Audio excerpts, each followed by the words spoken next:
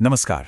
आज हम बात करेंगे आम आदमी पार्टी के अंदर हुए एक बहुत बड़े पॉलिटिकल डेवलपमेंट की, और वो है राघव चड्ढा का डिमोशन। तो हुआ ये है कि आम आदमी पार्टी ने एक बहुत ही चौंकाने वाला कदम उठाया है। पार्टी के एक राइजिंग स्टार को अचानक साइडलाइन कर दिया गया है। तो आज हम इसी के पीछे की वजह को समझने की कोशिश करेंगे कि आखिर ऐसा हुआ क्यों। तो देखिए, सारा मामला शुरू हुआ आम आदमी पार्टी के एक बड़े फैसले से। उन्होंने अपने राज्यसभा सांसद राघव चड्ढा को पार्लियामेंट के अपर हाउस यानी राज्यसभा में पार्टी के डिप्टी लीडर के पद से हटा दिया है। अब आप सोच रहे होंगे कि ये कितनी बड़ी बात है। तो देखिए, ये कोई छोटा मोटा फेरबदल बिल्कुल नहीं है। डिप्टी लीडर का जो पद होता है ना, वो किसी भी पार्टी के लिए बहुत ज़रूरी होता है, खासकर अपर हाउस में अपनी स्ट्रैटेजी बनाने और कोऑर्डिनेशन के लिए। तो जाहिर है, ये पार्टी के अंदर पावर इक्वेशंस में एक बहुत बड़े बदलाव का इशारा है। और बात सिर्फ यहीं तक नहीं रुकी।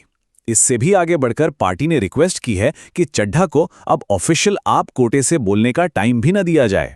और ये एक ऐसा कदम है जिसका सीधा असर उनके पार्लियामेंट में पार्टी की आवाज उठाने की ताकत पर पड़ेगा।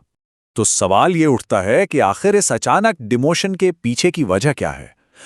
जो भी बातें सामने आ रही हैं ना, वो सब एक ही तरफ इशारा कर रही हैं, चड्ढा और पार्टी लीडरशिप के बीच बढ़ती दूरियां। पार्टी के इस एक्शन के पीछे कई वजह बताई जा रही हैं, हालांकि सब कथित हैं। जैसे कि कहा जा रहा है कि वो काफी समय से पार्टी से दूरी बनाए हुए थे। पार्टी के जो भी जरूरी इवेंट्स होते थे उनमें भी वो शामिल नहीं हो रहे थे। और तो और ये भी बातें हैं कि वो विपक्षी पार्टी बीजेपी के काफी करीब देखे जा रहे थे। एक और खास बात जो निकल कर आ रही है वो ये है कि दिल्ली लिकर पॉलिसी केस की जांच के दौरान जब पार्टी के बाकी लीडर्स प्रोटेस्ट कर रहे थे, तब राघव चड्ढा एकदम चुप थे। और कहा जा रहा है कि उनकी इसी चुप्पी ने इस एक्शन में एक बहुत बड़ा रोल निभाया। मतलब पार्टी के लिए वो एक मुश्किल वक्त था और उस वक्त उनकी ये चुप्पी, इसे बहुत सीरियसली लिया गया।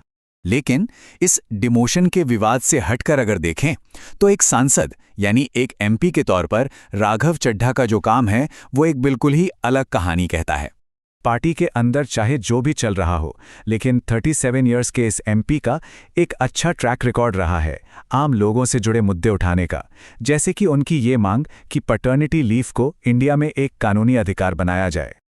और सिर्फ यही नहीं, उनके काम को आप और देखिए। पार्लियामेंट में उन्होंने कंज्यूमर और वर्कर राइट्स पर बहुत फोकस किया है, जैसे कि गिग इकोनॉमी वर्कर्स के अधिकारों की बात हो, या फिर मोबाइल डेटा के एक्सपायर होने को रोकने की, या खाने पीने की चीजों में मिलावट जैसे मुद्दे।